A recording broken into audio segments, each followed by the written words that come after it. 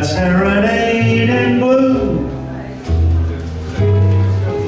I'm somewhere in another world, alone with you, hearing all the joys we used to know. Many times ago. Once again your voice comes back to me, just like the theme of some forgotten melody in the album of my memory. Serenade in blue. It seems like only yesterday a crowded floor or a small cafe as we danced the night away. I need you stay forevermore. And the sun became a sign forever and goodbye. Oh, you belong in my heart. So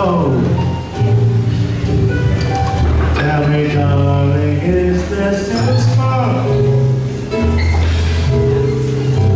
Or only lonely ashes of the flame within you? Should I go on whistling in the dark? Serenade in blue.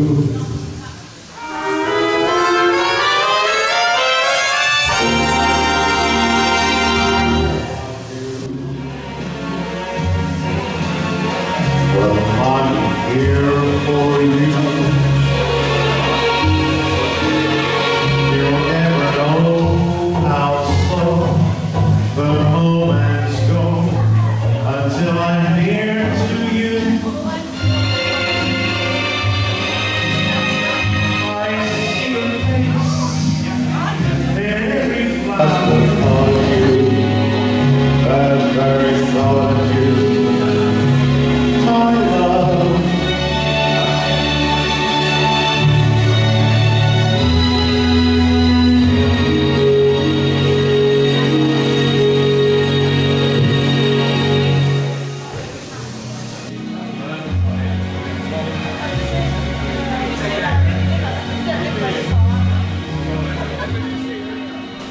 well, let's start with the nice part, shall we? Good morning. Morning. Good morning. Well done, you better yesterday. My name is Major Schuchterforge. Don't worry about that, you don't get it wrong, so ignore that. And we are going to be talking about unexploded bombs. Now, before you go any further, I must just point out that something has been brought to my attention from the people who know much better than we do upstairs, you see, the red caps, you know.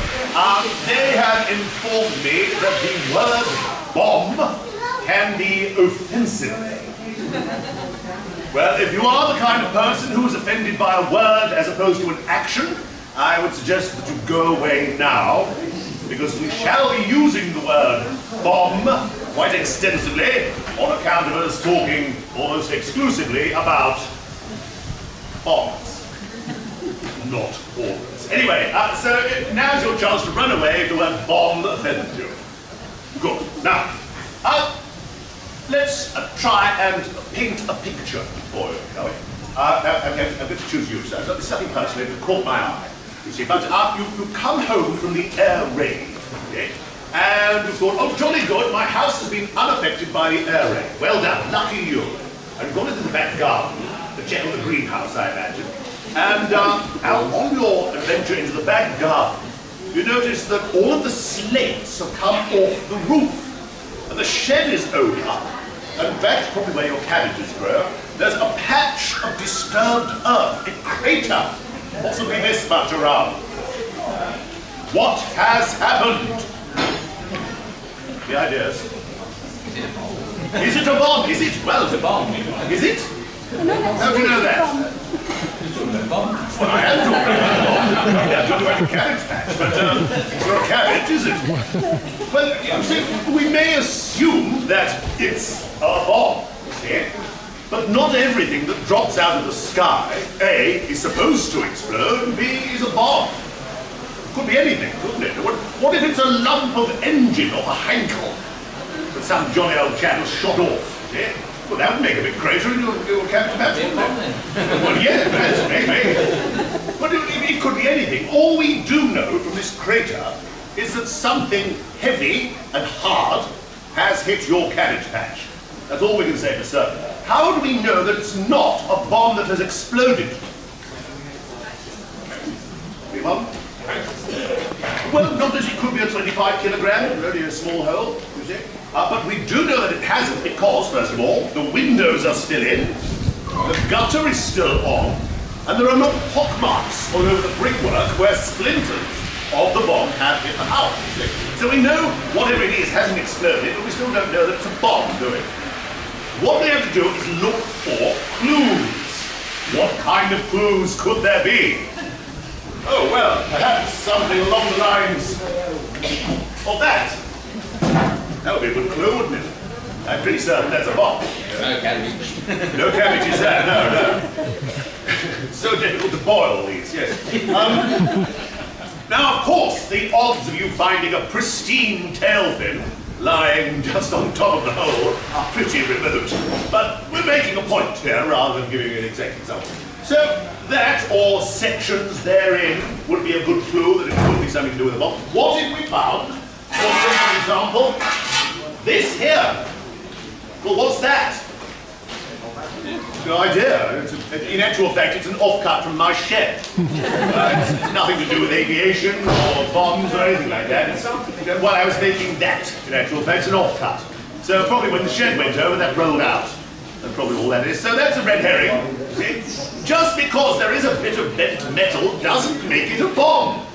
Could be anything. We don't know yet. Could be part of that ankle we dropped down earlier. Could be. We don't know. Now, let's say that it is a bomb.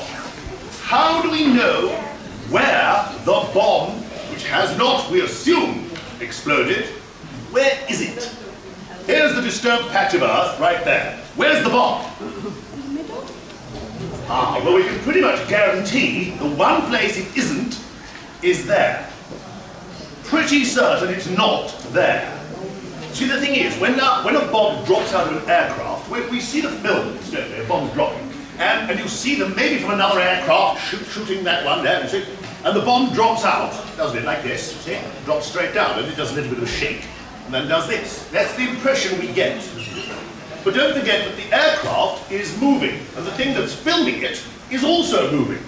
Therefore, it must actually be doing this. That means when it strikes the Earth, it travels at an oblique angle, depending on the nature of the Earth. If it hit the platform, it might well bounce off, depends. So occasionally you'll find an unexploded bomb just lying in the gutter, rather conveniently. Other times they bury themselves rather deeply. So one thing we can be certain is it's not there. The only thing we're fairly confident about. But where is it? Well, anywhere in an arc 360 degrees from that point, isn't it? Anywhere around there. So how do we find where it is? Now, bear in mind that we're not awfully sure that these bombs are not activated magnetically. What we're going to do is probe for the bomb. A long, preferably non-ferrous probe, and we're going to find the path of least resistance.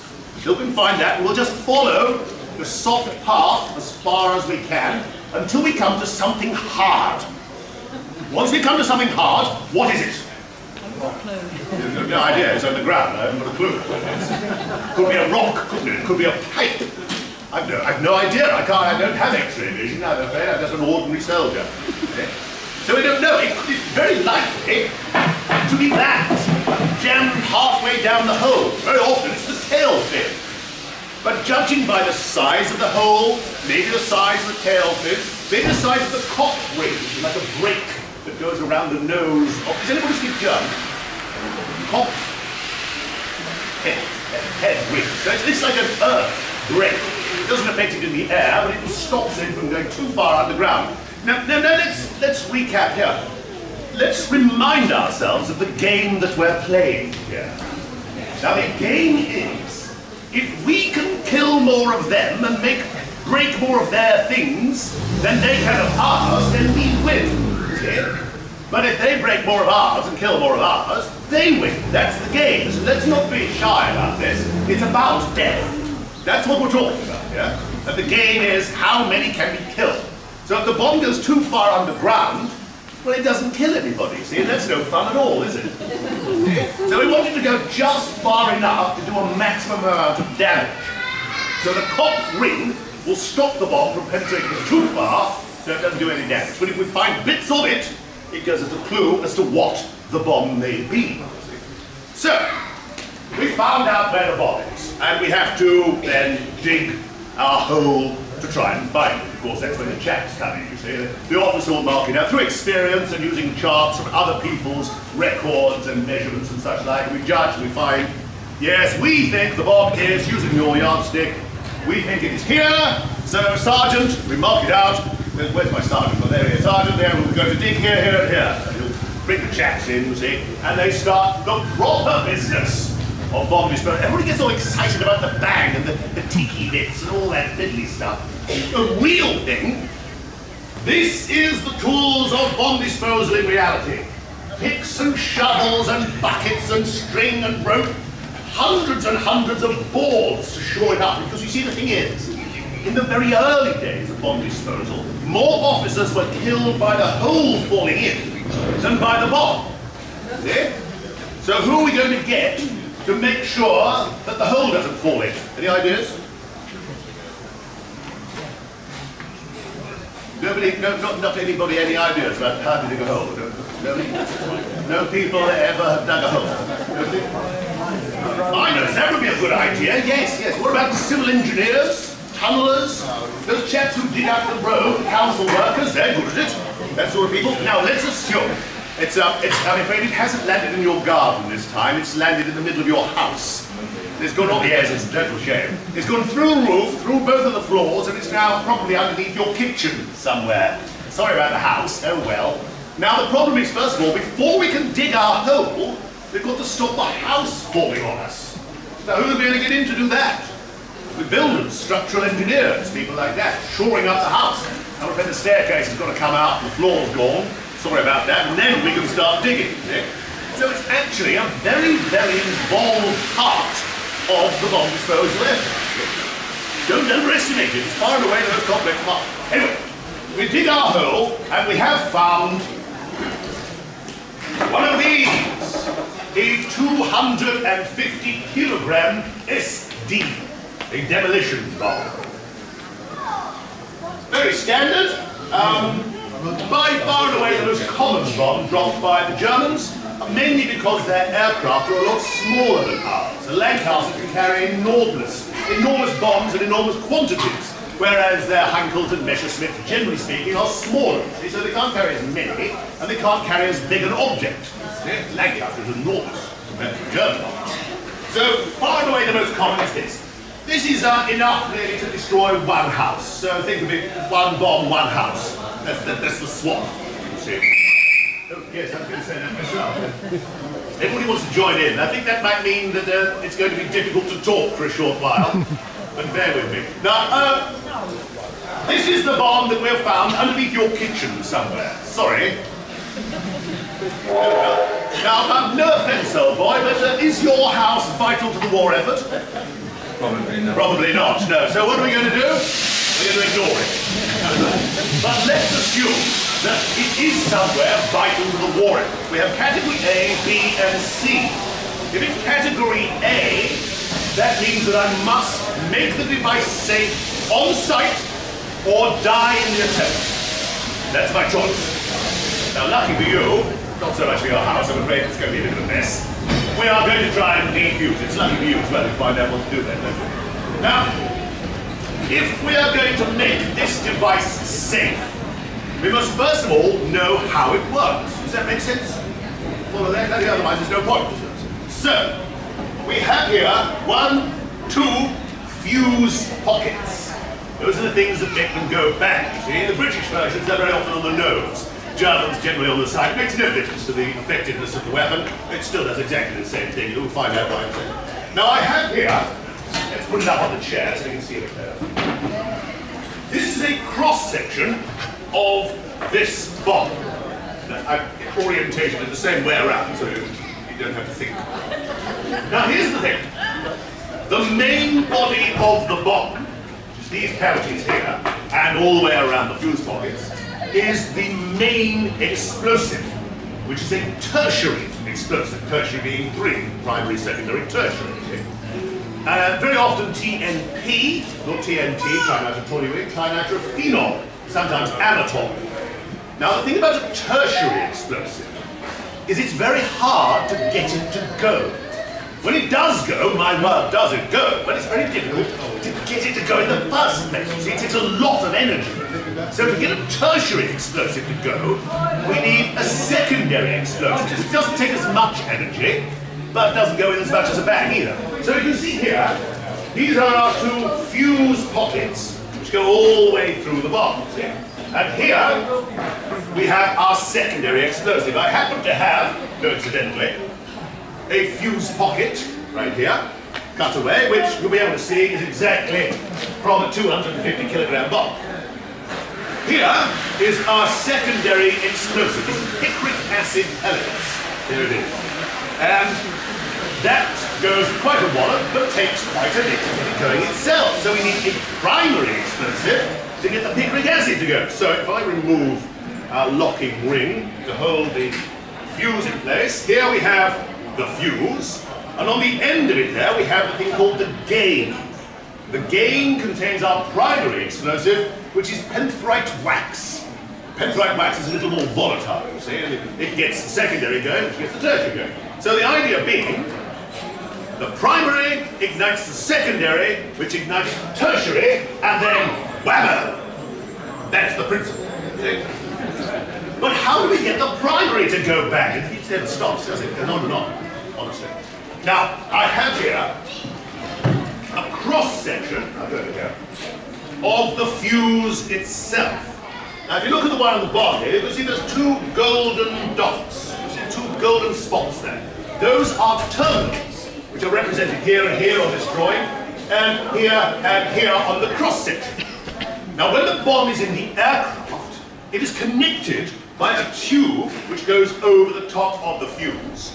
And those 2 terminals are pushed down, pressed by springs on the inside, and when the bomb is released, a charge will travel from the aircraft to the bomb until it travels a certain distance and then disconnect, thereby opening up this circuit. That means we have passed charge into the capacitors, thereby charging the battery, if you like.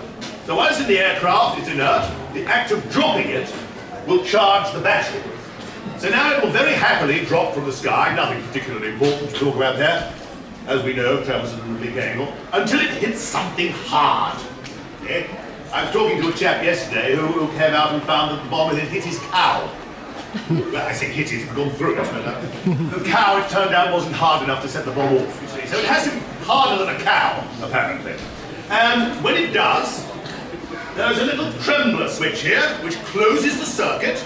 The charge will travel from the battery along the circuit to create a spark here, igniting our penthrite wax, igniting our picric acid, igniting our trinitrophenol, and whammo!